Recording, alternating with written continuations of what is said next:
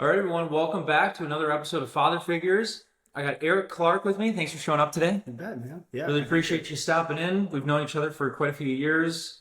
We're both big into the outdoors. You've taken it to a career level of working in pretty much everything outdoors. Day job and Batman hours, working late at night trying to get your stuff done. A family man. So why don't you introduce yourself a little bit more than that? I'm Eric Clark.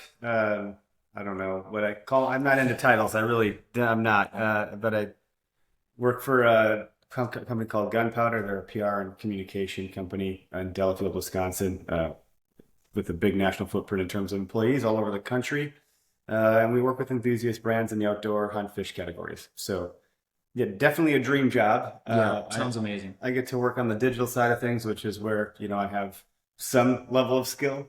And it's been really nice to be in that space because then when I go home and do the Batman hours, I'm living in the same kind of space, doing my thing on the OK's Hunter podcast network side of things. So yeah, it's a lot of fun, but doing all that with, I have three little ones at home, Wisconsin.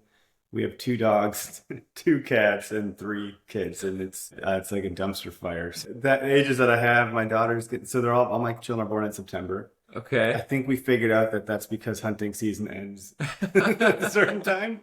So like, I'm pretty sure that's what's going on there. I mean, natural family planning, I suppose, but it's not like that was super intentional. Also, not ideal as a deer hunter Yeah. to have all your kids in September. Better than November. Makes it easy when there's one birthday party though. But they're going to be 7, going to be 5, going to be 3. And my going to be 3-year-old, he's a thoroughbred toddler right now. Yep. And it's a lot. Like he's turned some sort of, the mental leaps that they talk about. He's turned some sort of corner into like, he feels the need to be heard in all that he does. I think he's the loudest human I know. So daughter, boy. So two young boys and a daughter. And my wife wants 4.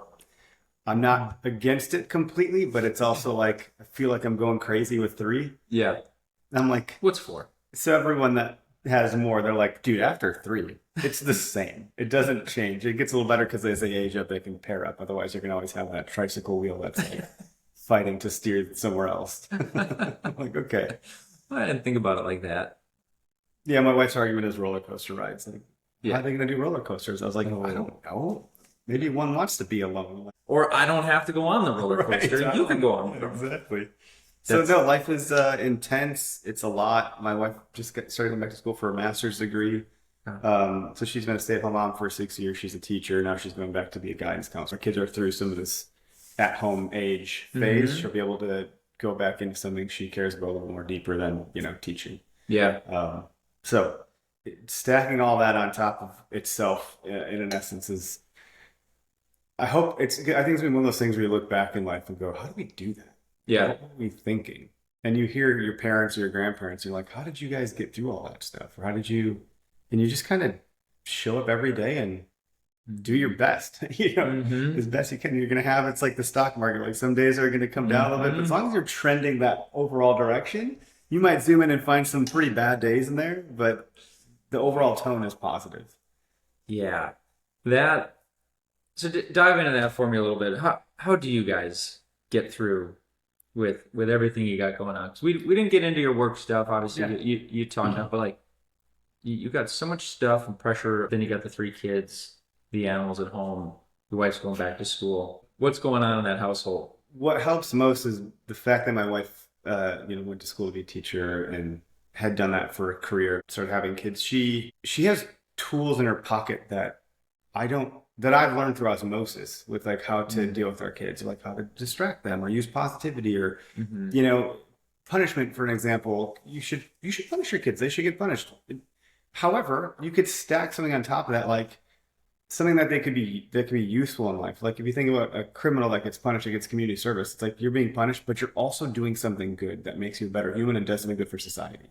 So like, what is the thing you can stack on top of that? Just time out, or could you go, do some math problems as quote unquote punishment because we want you to get stronger then because you're good at it, but you're just not going to do something fun right now. You're going to do some math problems or, so she's got all these things like that. That I'm like, if I didn't have you, this wouldn't work. Like, I would just lose my cool every 8 seconds. I think my dad, when I was growing up, I have a younger brother and sister, but they're 10 and 12 years younger than me. He'd always be, God, guys are driving me nuts. And I'm like, I think I say that a lot, Yeah. and I get it now. Okay. yeah, I'm like, God, that comes out of my mouth a lot. I'm a big believer and follower of Stoicism and Stoic philosophy, thanks to Ryan Holiday. Stillness is the key, and figured out all the books he used to write that book. And one of them that stood out to me was Meditations by Marcus Aurelius, which was never meant to be published, written 2,000 years ago by the Emperor of Rome. And he's this leader of this great, nation, people at the time. And he's just writing all these things in his diary to himself, like how to get out of bed in the morning because he doesn't want to wake up because his day sucks, people suck, all this stuff. And he's like giving himself all these like ways to deal with it. And I'm just, that was so fascinating to me that I went deeper. And so one of the books that Ryan Holiday put out, and so it's every calendar day of the year, there's some sort of message that pulls from that Stoic philosophy realm, whether it's Seneca, like Seneca said something along the lines of, wherever there's another human being, there's an opportunity to do something kind or display kindness. So one of the things I ask my kids every single day, instead of like, we ask all sorts of things, but every day I said, what did you do today that was kind? Because I want them to know that that's what's important in life. Rather than like, how'd you do on that test? It could be, did you give it your best? Because the grade doesn't matter. What matters is that you tried. And the grade does matter, but to a degree. I think it shouldn't be the focal point. It should be that what you did is important. Yep. So to answer your question, like how do we get through it? Stuff like that's really helpful for me. It really kind of level sets me when I'm having those moments where I'm saying you're driving me nuts 8 times in 2 seconds. Like I need to kind of like zoom out a little bit and remember the things that are, and so the micro gets hard, but the macro, I try to like, Stillness is the Key was a great book at the time. The world was changing as we knew it underfoot. Things were hard and you don't really know what to do. And that book kind of helped me slow down, but I really slowed down by watching my 2-year-old at the time pick up every single pine cone on a hike. And at first I was like, come on, let's go. Yeah. Let's go. We gotta, then I was like, why? We're on a hike. Where are we going? Yeah. There is nowhere I need to go. If this kid wants to pick up every pine cone, because that's how he's seeing the world right now, then what do I care? I just like, that book helped me enjoy and observe that moment and realize like, these kids don't have a time to. And I was like, whatever, we're spending time together. We're outside. Yeah. This is fun. Like, I don't have to go on some vigorous hike right now.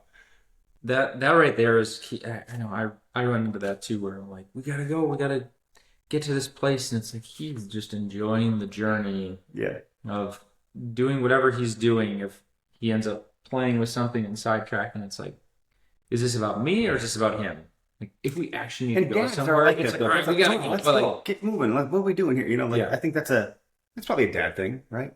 In general. Like, I remember my dad being like, let it get there. It's usually because we had to get, to go fishing, and you do have to get there early. Yeah. Yeah, I would assume it is. I mean, it's always something from your childhood that now passes on to your kids, that we got to figure out how we're not going to ruin them with something that we didn't like, or give them something good that we got. Like, I don't know. That's the whole thing. Like with parenting, you're never doing it perfect all the time. But like you said, if you have macro good, micro, we suck sometimes. Yeah, but tomorrow's a fresh start, and your kids are. God, I love my kids. Yeah, but they also drive me absolutely crazy. And I think it's the season of life and the age and so forth. But to make some financial choices in life, given the entrepreneurial nature of my trajectory, I made a hard choice to get rid of my truck.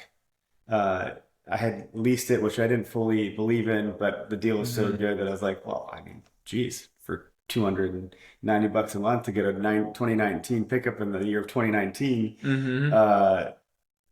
was great. I was like, okay, so the lease ended, 21. And at that point, there was no inventory. There was chip shortages, supply chain issues. There's like 2 trucks on the lot. Deals anymore. We don't have any really new inventory. Some used stuff, kind of, not really.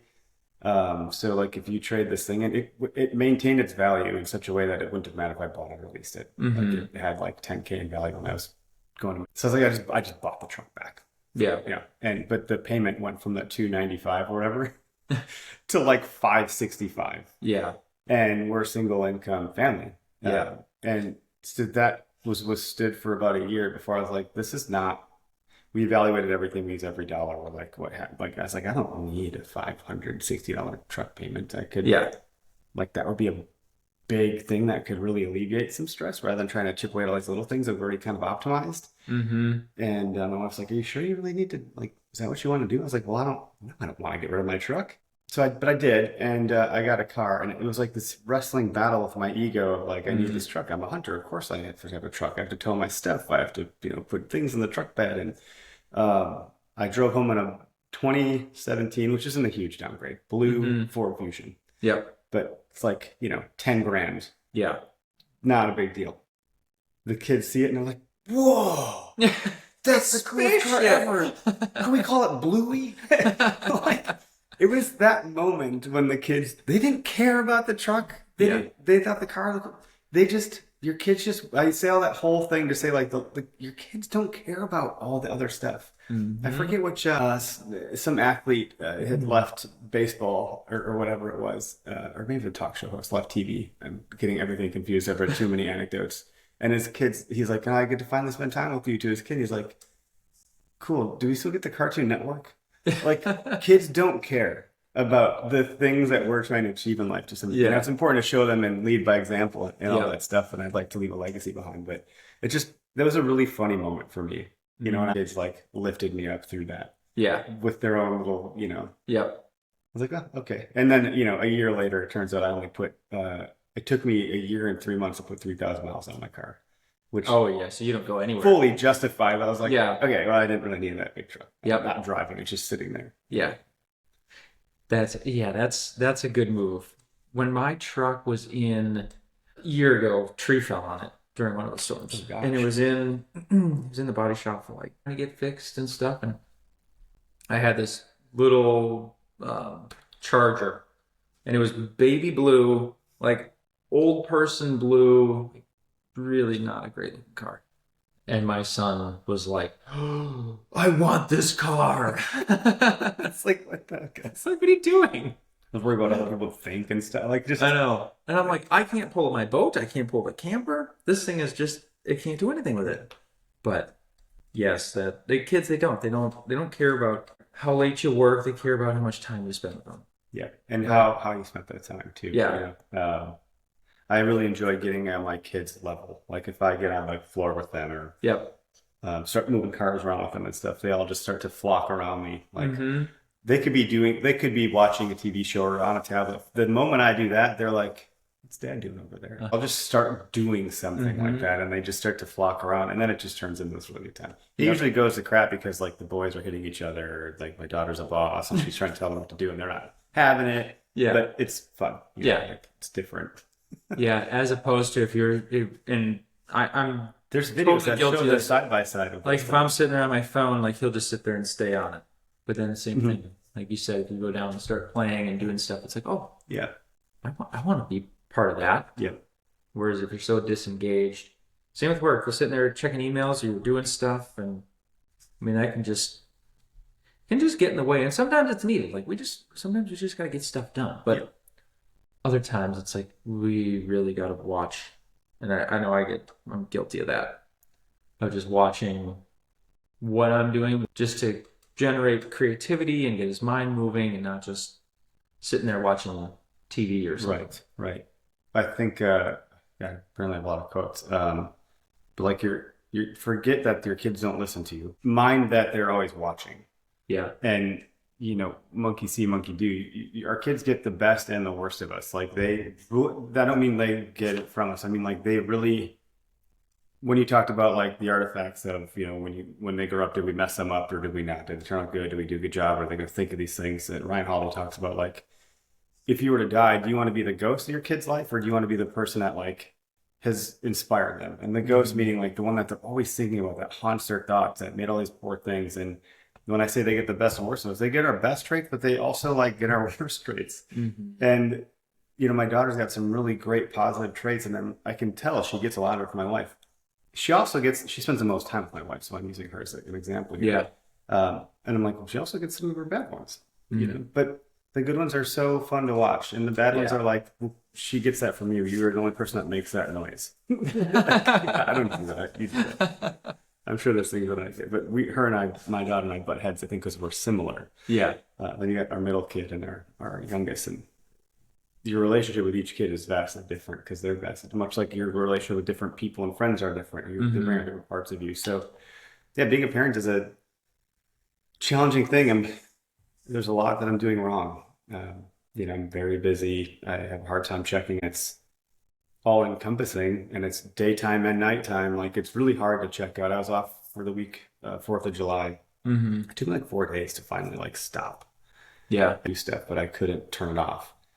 So for me, like I need to have physical separation from devices or it's insistent. I can't stop doing stuff. Like I'll have an idea and I'm like, I need to execute that. I'm like, oh, I need to check on this thing or I have to follow up with this person or I'm managing 4 calendars. Like it's Yeah. my family calendar, my day job calendar, side hustle. Like Mm-hmm. it's 4 things and it all has to fit with outside of the context of the day job, short of like a lunch break or early morning. So a lot of things are then packed into my personal life. And so for me, like side hustle culture and hustle culture from Gary Vee back in 2008 was super inspiring and motivating. And now that I have these, this family and my kids, I'm like, if I could have a side hustle my whole life, Yeah. like, what am I doing? Yep. It's fine, but at some point there needs to be, you have to turn the screw to like get this thing to go or not. It's like poop or get off the pot kind of thing. So I'm happy to work hard and have that motivation. I think that's required of an entrepreneur, especially in like if you're in a startup space, you have to be dedicated to things. Like you're not going to have, with no risk comes no reward kind of thing. And Yeah. most entrepreneurs have risked something, my time. Yeah. And that's starting to like give me this realization that I can't go on forever. So the moves that I make are very strategic, they're very delicious, and it's going somewhere. Yeah. And yes, I love it because I love hunting and outdoors and business, and that's like my happy place collectively. Yeah. So I'll always be doing something. Yep. Like I can't be kidding myself. If I were to just jettison everything and have one thing, I would still be finding ways to just like, Yeah. but then it wouldn't have to be so taxing. Yeah. Yeah. It'd be different. I was like, do you really need to go? I was off for that week and I started doing all these projects around the house. It's like chopping tree branches down and trimming bushes and Yeah. building shelves in my garage. I just can't sit still, apparently. She's like, so you had time off and then you went and did all this other stuff. I'm like, yeah, what am I supposed to do? Sit here? Like, I can't just sit here. And My brain just spins for 7 days. I can't. Right. Like, so at the end of it all, I had finally had enough like separation from tasks and like Yeah. upkeep that I had some moment in my mind to have some creative thought, and I was able to pump out a design the last night before I went back to work that Sunday, and I pumped out a political, haha shirt, bow hunting and venison Nice. 2024. And I saw that one. I loved it. and I was like, that wouldn't have happened if I didn't have some time to think. So, what got you interested in the outdoors? Because you're engulfed in it now. Were you always that way? Yeah, as a kid, I even well before hunting, I mean, I was obsessed with fishing, for starters, and then I would build forts in the woods, go on hikes, catch frogs, turtles, like just all that stuff.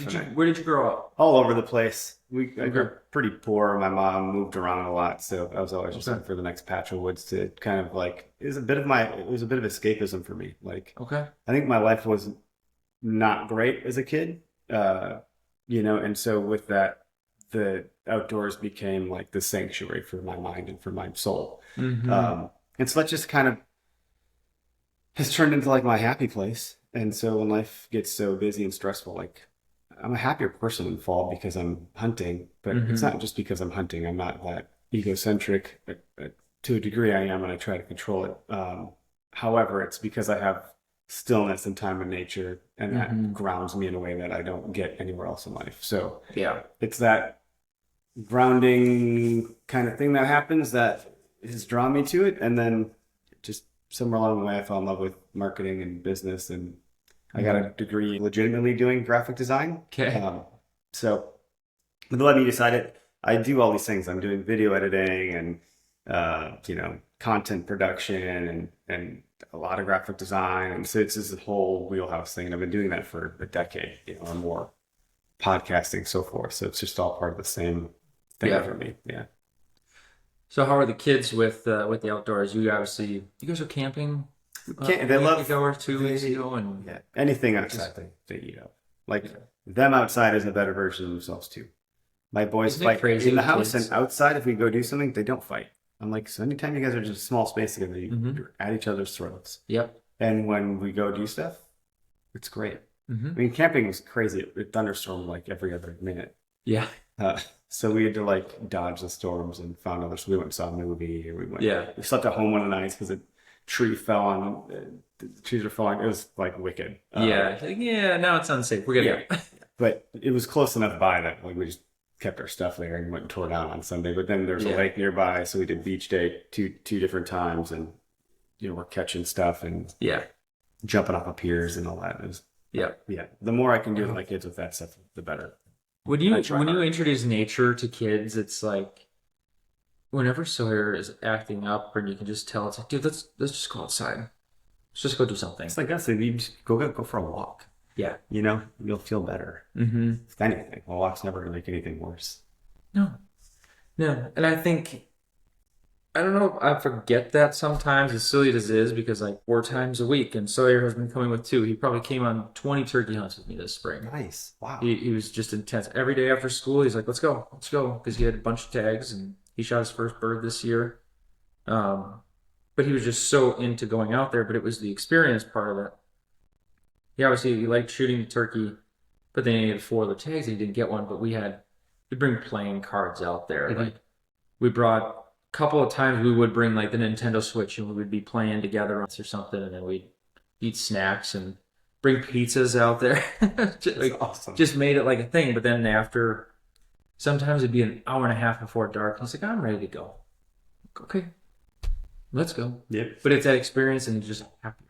Mm-hmm. Even though it got late for a 7-year-old at 8 o'clock at night on school nights. Yeah. No, that's awesome. But he was much happier. It was Yeah. like if he stayed up till 8 watching TV, He'd be. he'd be a totally different kid, like Yeah. a terrorist trying to get him to sleep. After a day out in the woods, it's like, oh, okay. Yeah, I love what you're doing with making sure that the kids are out there and that you guys are, obviously, it's just part of your lifestyle now with how you said that you were in IT before you moved over to gunpowder, right? Yep. And we were talking about this before. You were trying to like switch brains, right? You Yeah, were it's a big gear outdoors shift. and Yeah. couldn't really talk about it in the IT world, and then got home and you're like, okay, now I want to talk about hunting stuff. And I'm assuming now with like the kids, same thing. If they're so engulfed in TV or they're so engulfed in indoor things and you shock them trying to go outside, that could be a bit of a shock too, right? Mm-hmm. Yeah, I mean, my wife really wants a hobby farm. Oh boy. I'm like, let's pump the brakes there. But, getting into a spot with some land would be a great start. Could just go do stuff. We have some friends that have properties like that, and it's like, why are we not doing this? Yeah. Our kids love. That's what I do with them. So I had the kids. I haven't done my kids. But since my wife's been doing her master's program, I've been happy because she needs to go do a master's degree program. Is a ton of work. It takes a ton of time. So I'm like, all right, what am I going to do with getting 3 kids to do something? It feels like you're moving a mountain for the simplest tasks. Mhm. Like car seats, getting in the van, I have to grab their waters. Oh, this one pooped his diaper, and it's like I can't even get out the door half the time. It's like this whole process. So it can feel deterring to want to do things with them because I'm like, gosh, you guys make it so I'm trying to do something for you and you're like preventing it. Yeah. But then I was like, we just need to go. We need to go. I was like, that's it. Put your sandals on. I grabbed a wagon and threw a net in the wagon. There's a pond down the road. We're going. And we just walk there. I'm like, we're going to walk because that's going to be good exercise. And we get there and we're going to catch frogs. We caught 0 frogs. We caught 2 garter snakes. And they were like, whoa, dang, I don't really know what else to do with them other than outside stuff. Because that's what I did as a kid. So I'm like, look, we're just going to go do outside stuff. I don't know what to do. All I know is that it's going to burn your energy. And that's my objective with them. Is to just run them to the ground and get them as tired as possible. So when it comes to be bedtime, it's easier for that. And that's like my main goal with anything. Anytime I have, I'm like, let's just go outside and do something, please. Well, I'm sure your wife, being a teacher, she has cool ideas to like. Oh, do she's art great. She'll do projects something and I'll never things. do. Yeah, I'm like, I'm not doing that. I'm like, I don't know. We can go outside. We can kick a kickball around. We can throw a basketball. Play basketball. We can throw baseball around. Yeah. She's like, oh, we can even bringing Play-Doh. I'm like, no. I'm not cleaning that mess up. We're going outside. Like, Yeah. Kinetic sand. I'm not cleaning this out. we put in a mud kitchen outside our house, Ooh. which cool and fun and exciting. But then you got to deal with the mud. Kind of neat because their imagination just goes nuts. You just take the hose, get Yeah. the dirt all, which you don't have to do this year because it's raining every day. Yeah. And then, yeah, there's like this old crappy kitchen that used to be a really nice kitchen that they had for themselves. And we just like, well, this thing's falling apart. Let's just put it outside. And we went to Goodwill, bought a bunch of like, dollar cookie tin, 50-cent this stuff. And they're out there making mud pies and mud cupcakes, and their imaginations are going nuts. They're making me soup with mud. Try this, Dad. Like, that's great. I remember doing that kind of stuff as a kid. I had some like cauldron. I just dumped everything in it. That's a legit potion.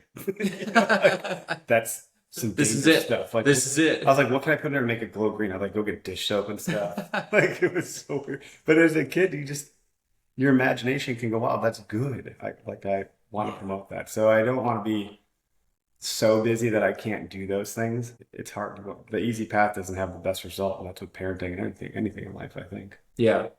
How have you made time now? So with your wife going back to the Masters, how have you made that time with the kids? Did you think you could do it at first, I should say? I with just think we everything have you're to do it. Yeah. There's no, to me, it wasn't a choice. Like, Yep. you discover what you want to do. It's been a constant battle. Like, she tried to get out of teaching, and like nothing made sense. Mm-hmm. Teaching world is very different. Like, teachers don't have LinkedIn, they don't have resumes. They go to Weekend, and it's this whole different world. And so she had a really hard time figuring out how those soft skills converted into the real world. And the guidance counseling thing had spoken to her, for some time, and started to make more sense when one of the counselors in the district was like, "I'm retiring in a couple of years. You should be a guidance counselor." And I was like, "What do I need to do, actually?"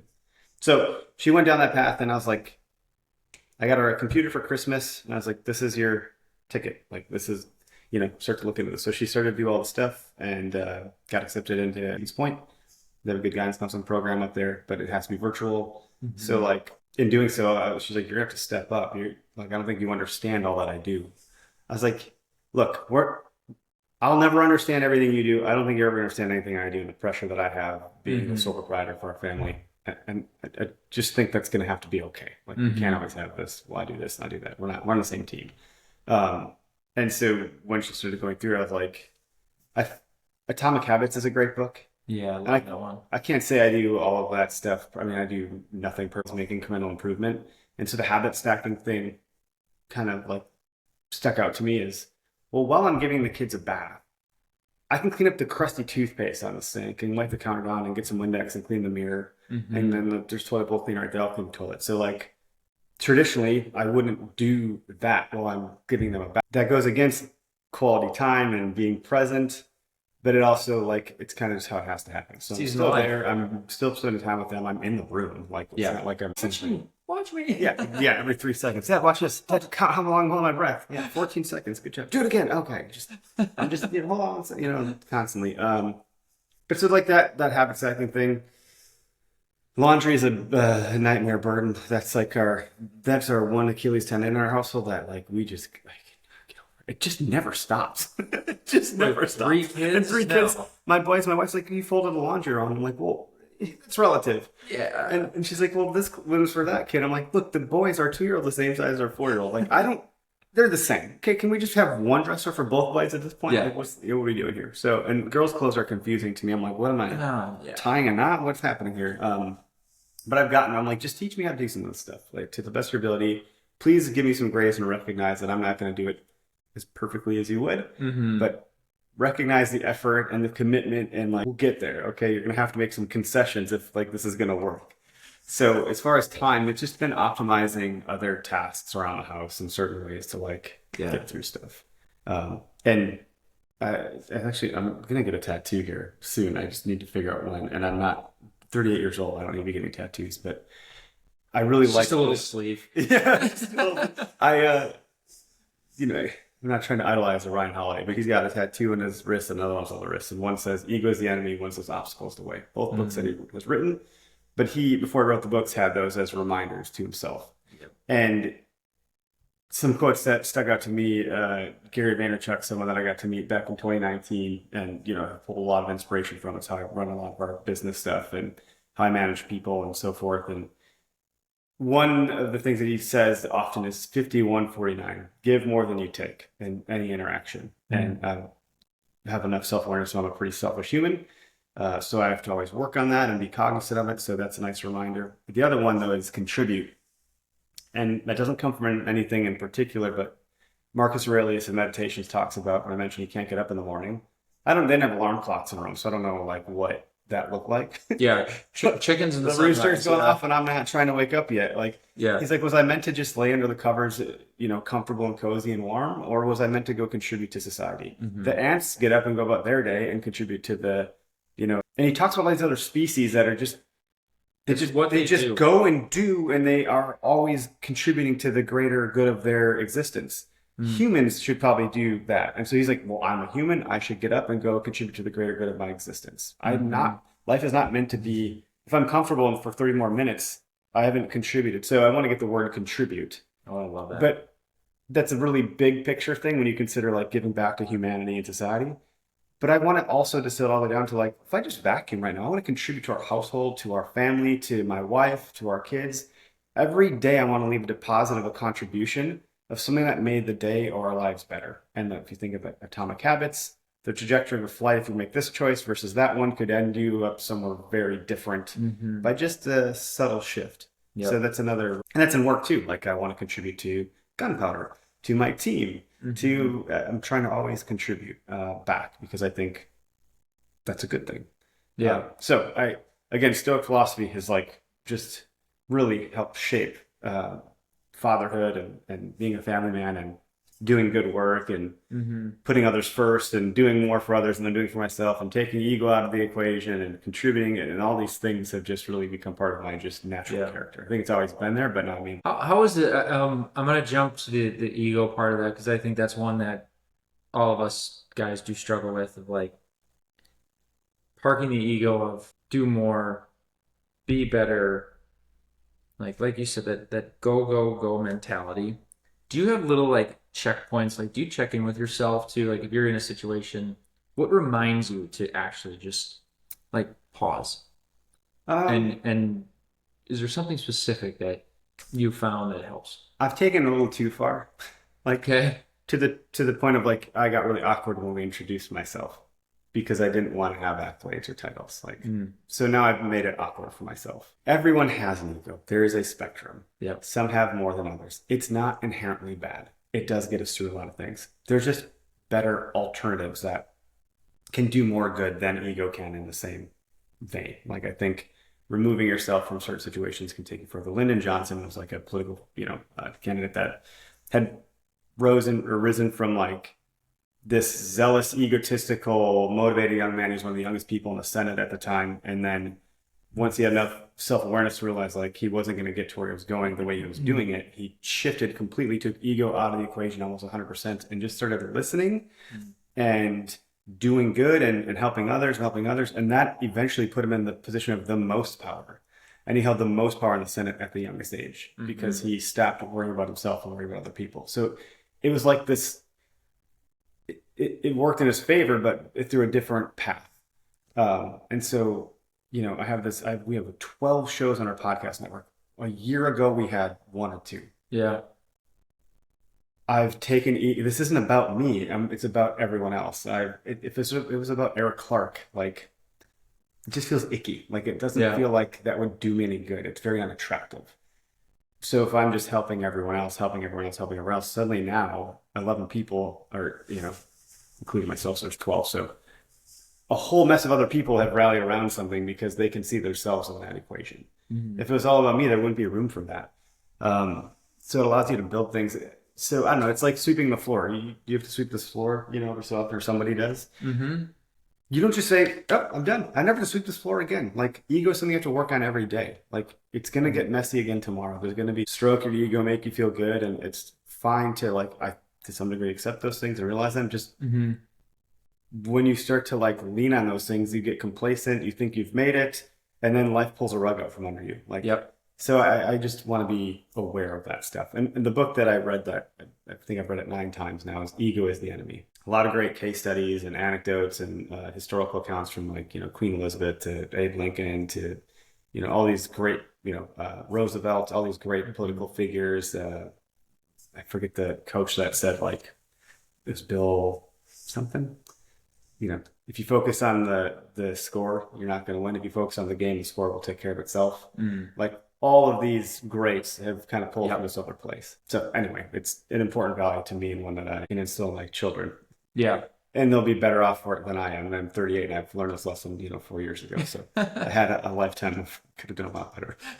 I'm just playing catch up. Well, we'll be able to help our kids hopefully get on a better path sooner.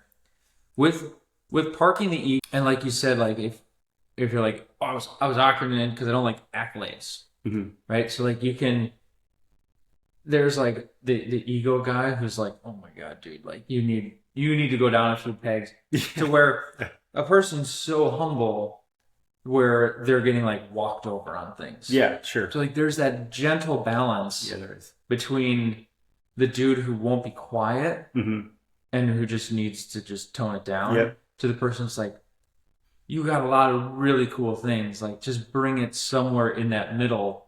Yeah. I like letting the work show its face, like just do good work. Yeah. And if you're doing good work, like that will have a place. And it's like, but it feels great. Like, that attention is like human nature will tell us that is a good thing. You want to feel like you're being recognized, seen, accomplished, so forth. Like it's not bad. It's just keeping it under control. So you don't get to be that person that like, well, you just ask them how great they are. They'll tell you, well, I did this. And it's like the Good to Great by Jim Collins talks about a good leader will like point out a window and point to see themselves. Like that's the last thing I want. I want to surround myself with smarter people, not be the smartest person in the room. Like that's and the ego people are typically will be like, I'm the smartest person in the room. Yeah, and you just don't think that does a lot of good in the world. So how have you kind of handled now the success and the amount of attention you guys are getting on like the Okayest Hunter side of things and your other stuff? How are you dealing with all that? Because obviously you park the ego. You have 11 other people with podcasts. Tell us a little bit about the Okayest Hunter. That brand, it's interesting because it's an extension of everything I just talked about. Yeah. There's a lot of ego in the hunting community. Well, ego everywhere, but the hunting community has a unique level of ego. It would have been really nice next year. Well, if you kill a big buck, your ego gets scratched in a way that's like you have some sort of self-importance that you're better than everyone else just for the sake that you did it. But and then it turns into I've written some articles about this and I've tried to like take my own stoicism and human nature and create my own little theories and I've written to try to go through those exercises and get those paces in myself to see like what my narrative is and not pulling from everybody all the time. And Okayest Hunter embodies a lot of like humility, humbleness, egolessness. However, to your point about not being so humble that you're being walked on, we're also very capable of doing all the things that the other people can do. We just don't feel the need to be such a dick about it. And so like that to me feels more like don't mistake my kindness for weakness. Yep. Like we are just as capable and I'm trying to prove to you that I don't have to say it this way to have the same result. So, for me, I actually want to achieve as great a things as I possibly can in that realm to be like, yeah, I can do that too. Actually, to see that you don't have to be that way. I was in the Marine Corps, and when you're in the Marine Corps, you think like you're God's gift. You think you're told like civilians are trash. They're back home eating Doritos and ice cream, and you're here throwing grenades, shooting, 50 cals and doing push-ups every 2 seconds. Like you're a machine, they're not. Like you're here to protect them, they're lazy. It's all this stuff, and so your ego gets pumped up because you kind of need ego in that environment. You're going into battle and war. You need to believe in yourself above and beyond what that. But then you get into the real world and you think like, well, I mean, this is me at least. I remember I went on runs, trail runs with a couple of guys that were engineers at a company I worked at. I was in the shipping and receiving department. I was a young guy and these guys were college grads and I was not. I had not gone to school yet at that point. And do you want to come on a trail run? I'm like, yeah, that sounds great. And I'm in my head going, I'm a Marine. I'm going to school these guys. Like they don't even know.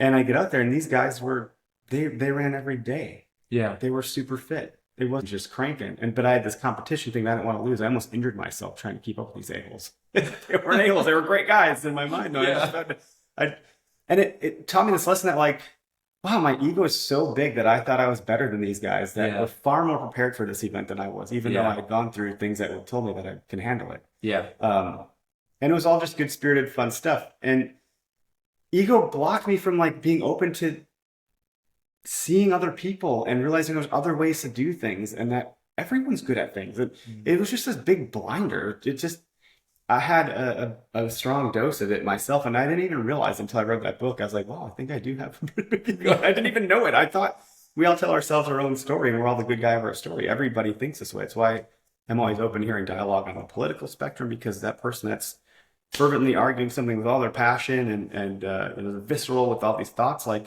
they believe they're right and doing good and they're the good guy. Like they think the other one is bad, but that person thinks that they're good and right. And so that's why we have all this tension. And, so human nature is another huge subject matter for me that I love. So when I look at the business community and the hunt community, I try to put these pieces together, and I want to be an exemplar of what I think is just and courageous in a sense. So I never want to fight fire with fire when it comes to the brand. I always want to transcend and try to take the highest road possible to be the example, to show, like Seneca said, anytime there's another human, there's an opportunity to do kindness. So if someone else is, upset about, deer hunting, this, that, or the other thing, it's because they care about it. And it's not wrong per se. And that is their viewpoint of the world. I just want to show and highlight that, like, whatever it is, we're not coming for your hunting spot. Like, we're just here to show you there's other ways to do this. And everyone has a different way of doing things, just like the guys that were running. Do you ever see Ted Lasso? I've seen clips of it. Never actually watched it though. The famous clip that anyone who hasn't seen it has probably seen is the dart scene. And the guy that challenged him had all the ego in the world, and Ted Lasso obviously is known for not having ego. Yeah. I want to be the Ted Lasso of the hunting community. That's what I if that could make sense. Yeah. I think that would relate to a lot of people, just from an understanding of how calm he is, caring he is. But yeah, I don't think a lot of people walk away. And he's done good for other people. Back it up. Yeah.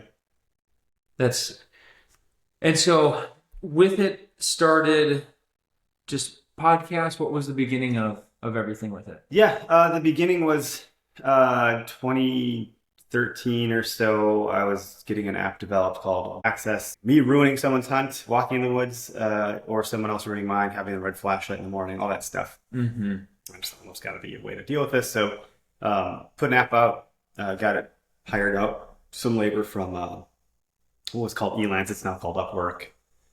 I'm sure people are familiar with that nowadays. Back then, it was like this whole, like, I can just go hire people from other countries to do stuff. Like, all right, cool.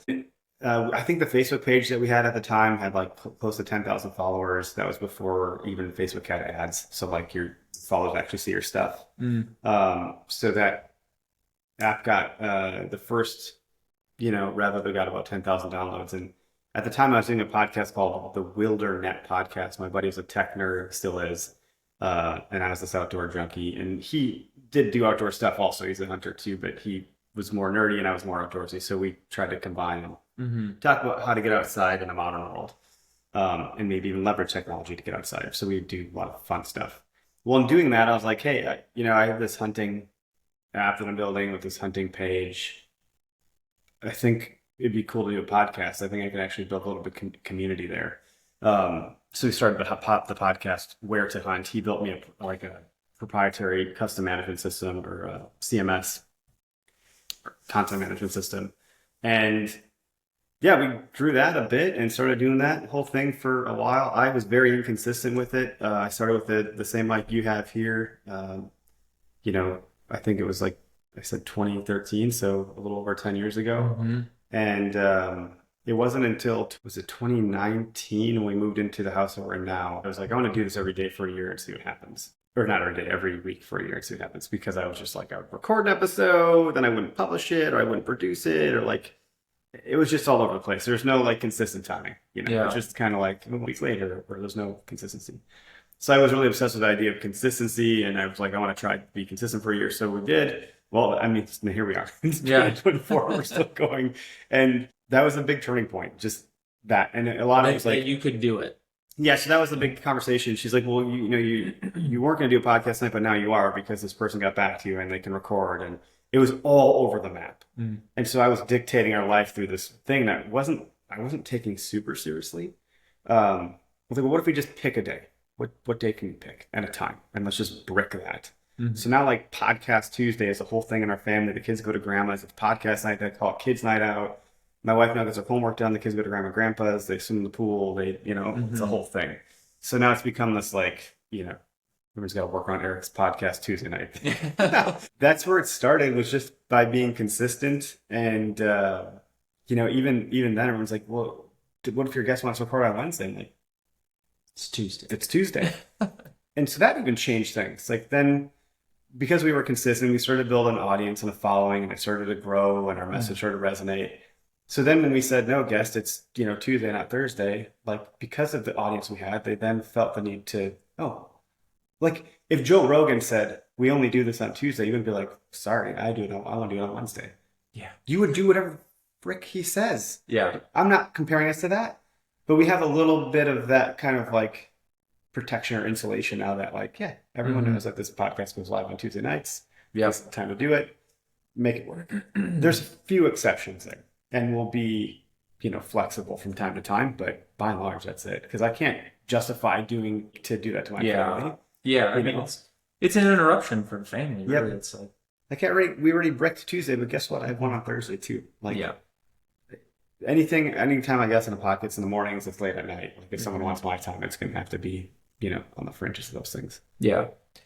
So that's your balancing act of making sure that it's Tuesday nights. We know that that's set aside for It's an expectation then. So then we're on the same page. So Yep. now my wife, the big thing was like, if she didn't expect it, it would create a lot of turmoil. And so I always tell my wife, and she gets so angry when I say this, but like unspoken expectations are just a recipe for it's terrible. disaster. Like, Yeah. unspoken expectations, like she expects me home at this time, and it's like I've got a work meeting until 6. I didn't know that expectation existed. And How was I she's like, supposed to meet it? Exactly. And it's like, gosh, as long as you set the right expectations, it really doesn't like, if you're like, hey, on Thursday, I have to record another podcast at 7.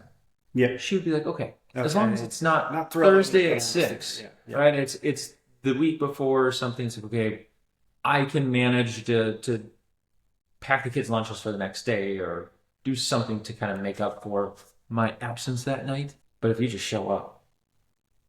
Hey, in like, 5 minutes, I got to do this thing. take a She's like, run. are you crazy? Yeah. We have 3 kids. Like, we can't just, I will kill you. every night's taken up Okay. now. Like, this kid's got soccer. This one's got gymnastics. This one's got Ninja Warrior. Like, there's so much stuff happening now, too, that, like, that can't even be a possibility like it used to be. Yeah. Like, when I started this, I was in college full time, working full time.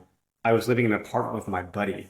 Yeah. My wife was my girlfriend. Like, it didn't, my life has changed so much since the onset of all this that now Yeah.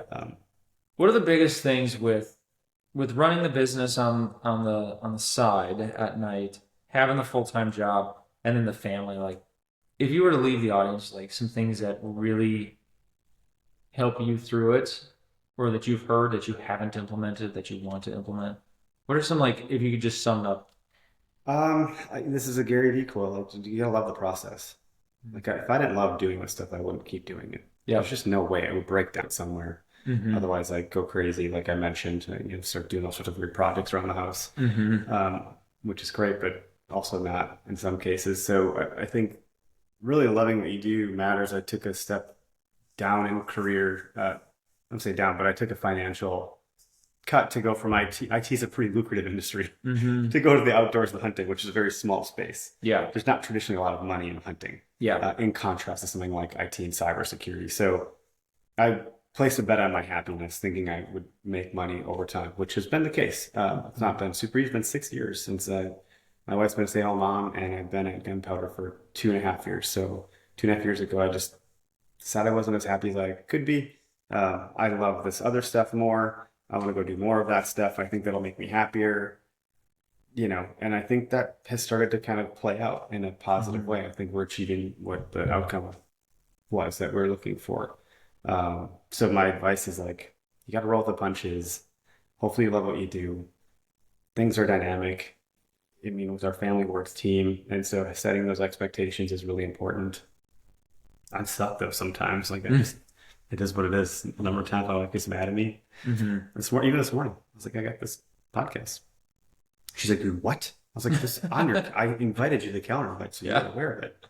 I've communicated to you. Yeah. I had to reschedule this once for some other reason that we couldn't make do.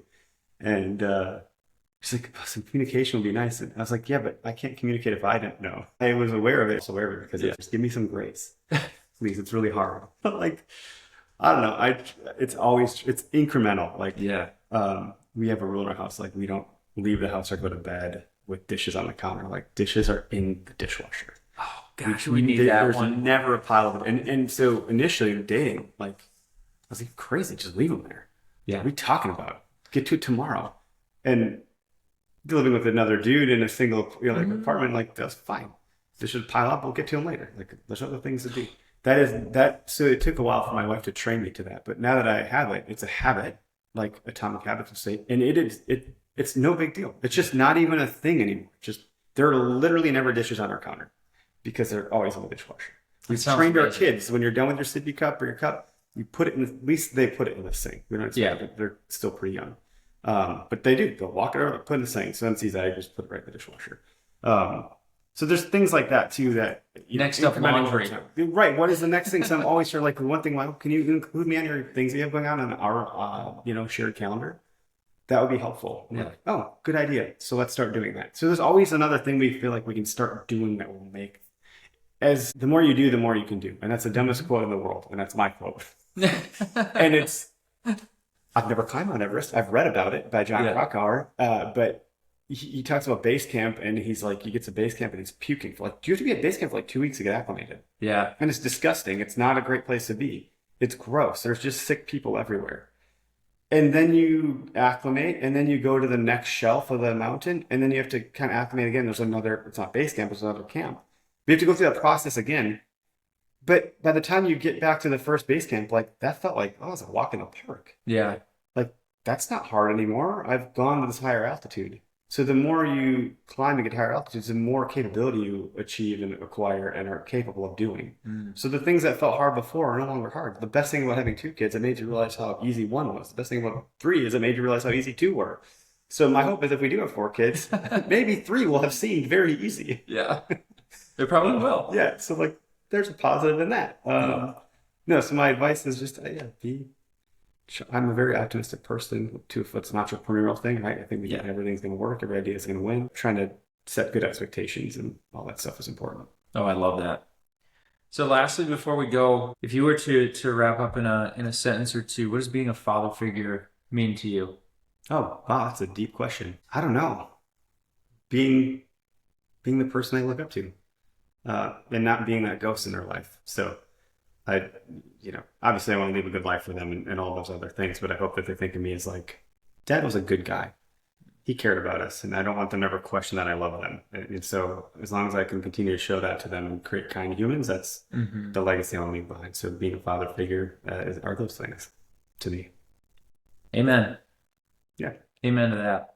Well, we'll wrap it up with that. And that's a good way to end it. I appreciate you showing up here this morning, getting on the show.